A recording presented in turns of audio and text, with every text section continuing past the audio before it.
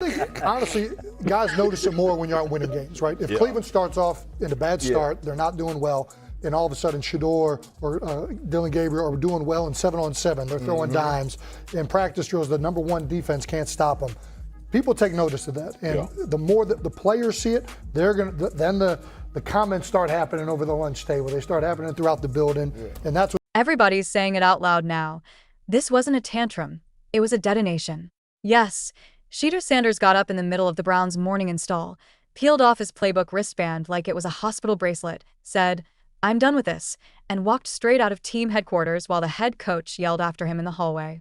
No pause, no spin, no PR buffer. Just a stunned building watching a franchise investment. We seen that miserable game by the Cleveland Browns. So they throw Joe Flacco in there, and I like Joe Flacco. He did good, but they gave him the resource of all the first team guys. Then they throw Dylan Gabriel in there with first teams and second teams. So Dylan always is getting protected. The same thing again, they gave this scrub max protection on every play. Yeah, he completed some passes, but let's talk about his mistakes. He's still inconsistent with his throws, but he at least had max protection. Put the car in drive and disappear.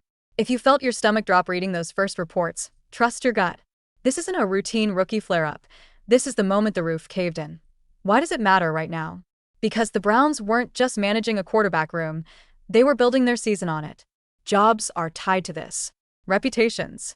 A locker room that thought it finally had a plan. And I've talked to enough people around the situation to tell you There's in there with the lowest cab drivers you couldn't even get on 5th Street.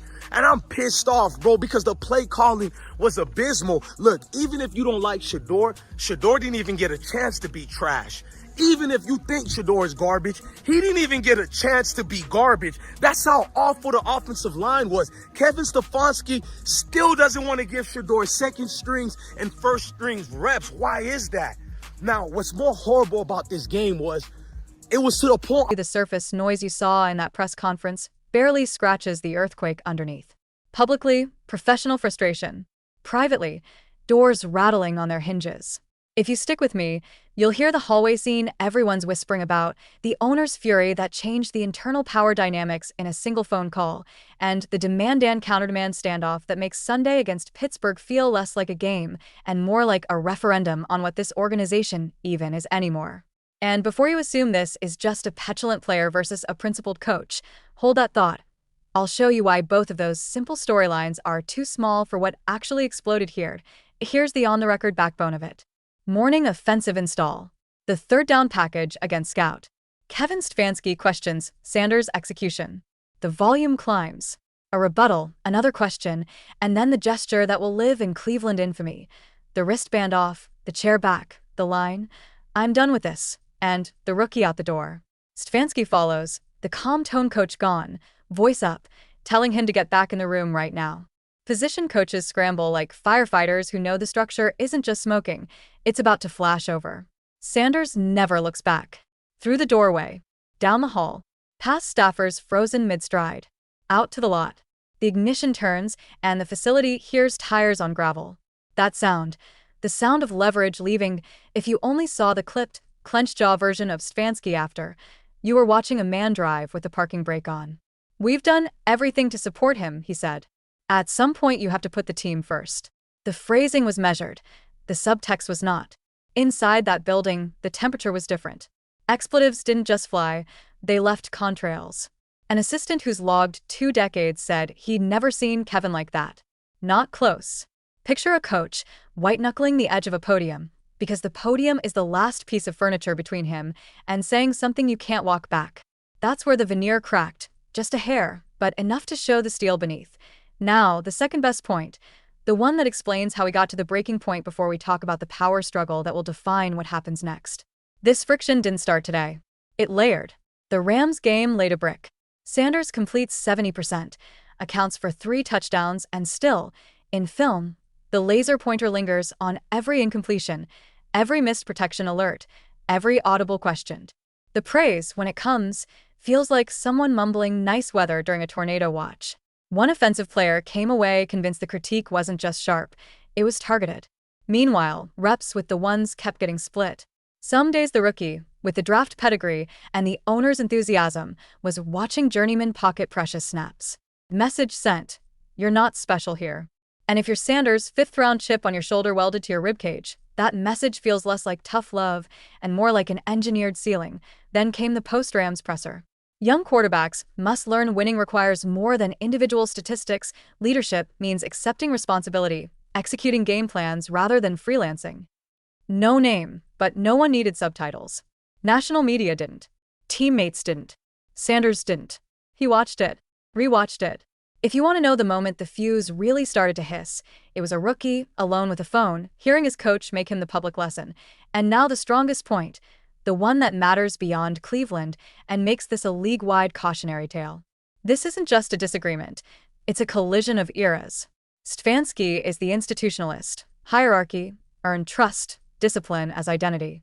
Sanders is the modern prototype, immediate impact, brand and voice, an allergy to being minimized. Neither is inherently wrong. But when those philosophies get bolted to pride and pressure, compromise doesn't feel like a middle, it feels like surrender. That's why each side is dug in deep enough to hit bedrock. That's why a hallway conversation became a franchise crisis. Walk back into that building with me for what happened in the next hour. Players drift toward the lot, eyes tracking the gate like there might be a U-turn and a miracle. Phones out. Texts fired. The offensive coordinator, Alex Van Pelt, sprints toward daylight and misses the bumper by minutes. Inside, Stefanski calls everyone together and issues what people called a scorched earth message. If you aren't all in, find the door. The locker room divides like an oil slick in rain. Receivers who felt the rhythm with Sanders bristle. One of them supposedly challenges the head coach face-to-face about the choices that got them here. Defensive guys try to Switzerland their way through it, but privately worry about the leadership fuse. Linemen, usually on the coach's side of the chalk, stare at the floor and say the quiet part. It feels broken. Half the room with the headset. Half with the quarterback. Everyone with a knot in their gut. And then the outside world pours in. Social media detonates. The hashtag carnival starts. The clip of Stefanski's tight-smiled answer surges into millions of views per hour. Former players climb on set. Analysts try on the referee's shirt. One voice calls it the coach fumbling the future. Another salutes a backbone in a sport that needs more.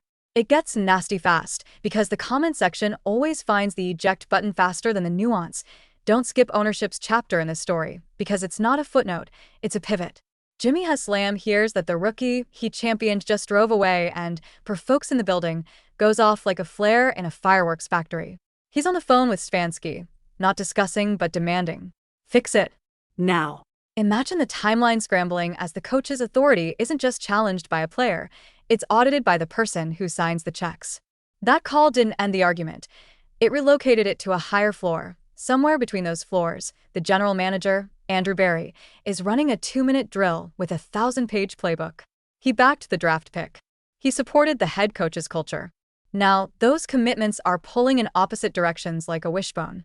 He's on with Sanders' representatives in rooms with Stefanski, pinging ownership with updates, deflecting reporters, and aging by the hour. The phrase inside the building was, 5 years in 5 hours. It felt less like a day at work and more like triage in a war zone. Contracts don't care about emotions, and emotions don't care about contracts. That's where this gets even messier. Sanders is on a rookie deal. You can't just walk and call it even. The Browns have levers, fines, suspensions, potentially playing hardball on guarantees. But if they yank those levers, the relationship snaps for good, and you don't just lose a player, you bleed trust across the roster and the fan base. On the other hand, cave to every demand and the head coach's authority becomes a cautionary tale, not a principle. Players are not dumb. Precedents become playbooks. Now zoom out and ask what the next 72 hours could look like with Pittsburgh on deck. Jim Schwartz tells his defensive staff to prep like normal while the rest of the building burns. Bubba Ventron cracks a gallows joke about punt team being the only drama-free unit left. It's grim humor because they know the truth. Game plans require oxygen, and this situation is sucking the air from every room. Across the league, executives trade messages that sound like a symposium on quarterback psychology. One NFC GM, this is why you draft people, not just arms. An AFC voice, Cleveland is speedrunning every mistake at once. And while all of that whirls, texts fly from players around the NFL like notes slipped under a locked door. A quarterback in one city, stand your ground. A veteran and another to the coach. Don't let the inmates run the asylum. And there it is, the phrase that tells you how polarized this is. To one camp, this is a player standing up to dysfunction. To the other, it's a challenge to the idea that teams can still be teams. Behind closed doors, it becomes a negotiation that doesn't sound like one. From the Sanders side, guaranteed starting role, meaningful say in play calling, a public apology from the head coach to reset the power dynamic.